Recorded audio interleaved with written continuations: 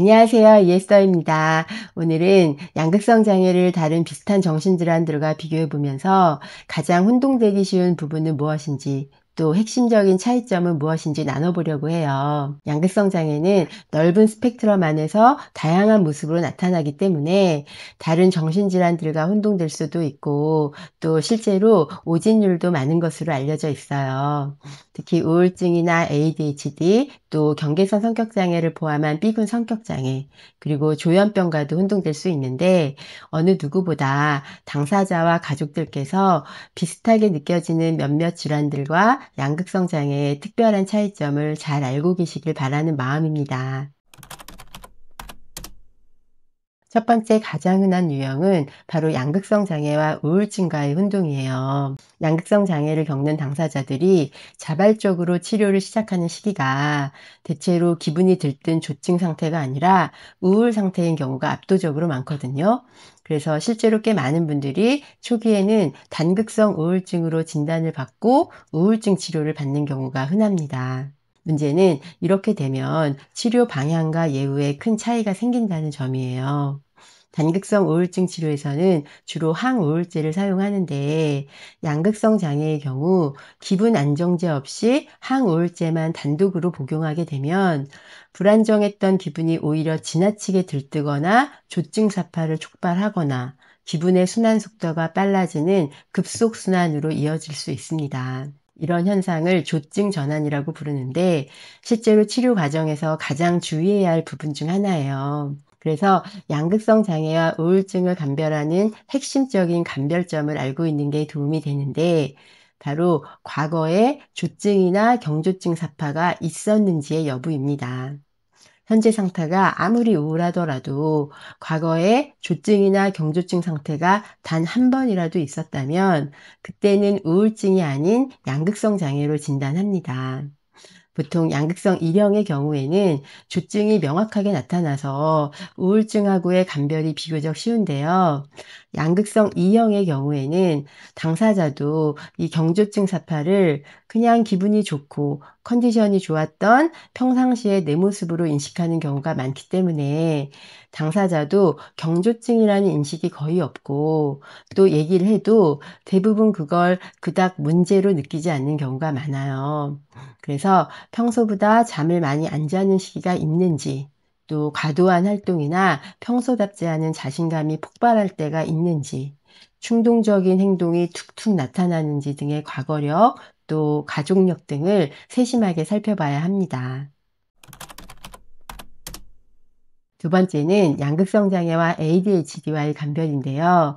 조증이나 경조증 시기에 나타나는 과활동성, 충동성, 말이 많아지는 증상은 ADHD의 증상과 비슷해 보입니다. 물론 양극성 장애와 ADHD 이 두 가지가 동시에 공존하는 경우도 있긴 하지만 이 공존 여부와는 별개로 증상의 양상과 진행 패턴은 명확한 구분점이 있거든요. 바로 증상의 지속성과 질적 차이에서 뚜렷한 차이가 있습니다. ADHD는 만성적으로 지속되는 신경 발달 장애인데 증상이 어릴 때부터 쭉 지속적인 특성으로 나타나는 경향이 강합니다.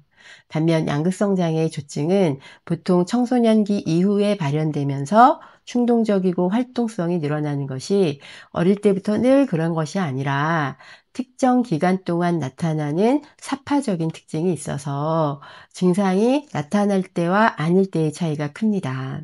또 양극성 장애의 조증에서는 나는 엄청 위대한 사람이고 엄청난 아이디어가 있고 엄청난 대박을 칠 거야. 막 이런 식으로 비현실적인 웅대한 생각이 특징적인데 일반적으로 ADHD는 이런 과대망상적인 요소가 나타나진 않습니다.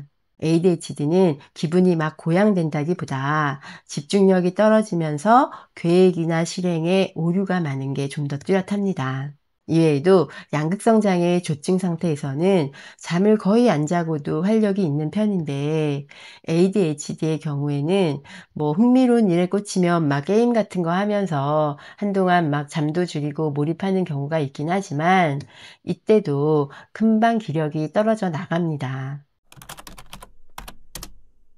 세 번째는 B군 성격장애, 특히 경계선 성격장애와의 차이예요. 경계선 성격 장애는 정서적인 불안정과 충동성을 특징으로 하는 성격 장애로 표면적으로는 기분 변화와 대인관계 문제를 보이기 때문에 양극성 장애랑 혼동될 수 있고요. 또 실제로 이 두 질환도 동시에 존재하는 공존율이 높다는 연구가 있긴 해요. 그런데 이 두 질환 사이에서도 감별의 기준이 되는 내용이 있거든요. 바로 기분 변화의 속도와 원인이에요. 경계선 성격장애의 감정 변화는 그냥 몇 시간 내로도 하루에도 수시로 롤러코스터처럼 오르내리고 주로 대인관계에서 촉발되는 반응적 감정 기복이 많습니다. 예를 들어서 친한 사람이 자신을 버릴 것 같은 상황이 생기면 극심한 분노나 절망으로 요동치는 시기죠.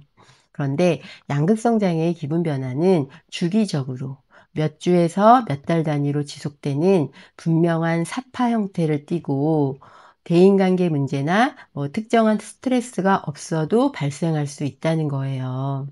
그래서 그냥 이유 없이 기분이 들뜬 상태가 지속될 수 있는 조증이나 경조증 상태는 순간순간의 상황에 따라서 수시로 감정 기복이 나타나는 경계선 성격 장애와는 결이 좀 다릅니다. 그리고 양극성 장애랑 경계선 성격 장애 모두 자해 행동을 하는 경우가 있어요.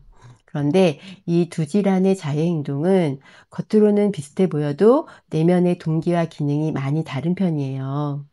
양극성 장애의 자해 행동은 보통 우울 사파 때 나타나는데 아주 극심한 절망감과 고통에 대한 반응이라서 실제 자살 의도와 연결된 매우 위험한 자살 시도의 성격이 강한 편이에요. 이에 비해서 경계선 성격 장애에서의 자해 행동은 어떤 특정 사파에 묶여 있다기보다는 좀 더 만성적이고 기능적인 목적을 지닌 비자살적 자해의 형태를 띠는 경우가 많습니다. 실제 자살 의도, 자살 시도라기보다는 신체적인 고통을 통해서 일시적으로나마 심리적인 괴로움을 완화하려는 목적이나 또 주변의 도움, 주변의 관심과 정서적 반응을 얻기 위한 행동으로 나타나는 경우가 많기 때문에 마음의 신호를 잘 이해해서 안전하게 감정을 다룰 수 있게 도와야 합니다. 네 번째는 조현병과의 차이예요. 양극성 일형의 경우 조증사파가 심해지면 망상 같은 정신증적 증상이 나타날 수 있어서 겉으로 보기에는 조현병과 혼동되기 쉽습니다. 그런데 이 두 질환에서 나타나는 망상은 망상이 생기는 이유, 내용, 그리고 지속되는 방식에서 차이가 있습니다. 먼저 양극성 장애에서 나타나는 망상은 대체로 기분 사파와 일치하는 경우가 많아요. 예를 들어서 조증기에는 나는 특별한 존재야. 나처럼 탁월한 재능을 가진 사람은 없어. 내가 이 분야의 일인자와 같은 과대망상이 잘 나타나고 우울기에는 나는 죄인이다. 나 때문에 모든 걸 다 망쳤어.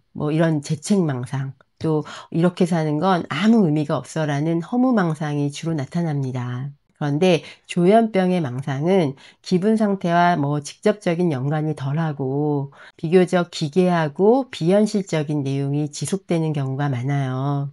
예를 들어서 드라마 속 주인공이 지금 나에게 말을 걸고 있다는 관계망상이나 외계인이 나를 조종하려고 내 머릿속에 칩을 심으려고 한다는 피해망상, 피영향망상처럼 특정 주제가 오랫동안 반복되고 굳어지는 양상을 보이는 경우가 많습니다. 망상의 질적인 면에서도 차이가 있는데요.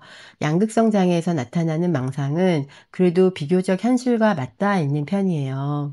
예를 들어서 내가 위대하다, 내가 일인자다, 내가 특출나다, 막 이런 생각은 과장되어 있긴 하지만 그렇다고 해서 완전히 비현실적이라고 단정 지을 수는 없잖아요.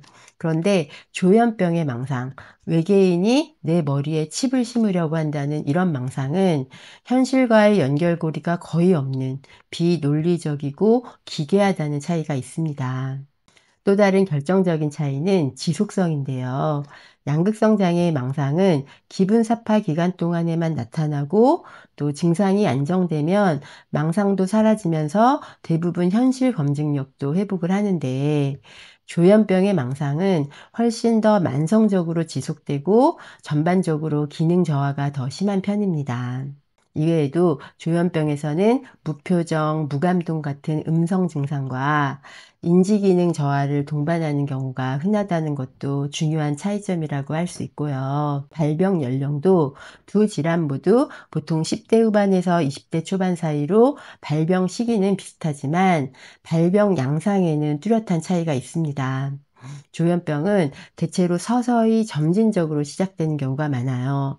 보통 처음에는 사회적으로 많이 위축되거나 막 의욕저하 같은 미묘한 변화로 시작되다가 점차 망상이나 환청이 뚜렷해지면서 기능이 저하되는 형태로 진행됩니다. 그런데 양극성 장애는 비교적 급격하게 나타나고 특히 조증사파의 형태로 발병하는 경우가 많습니다.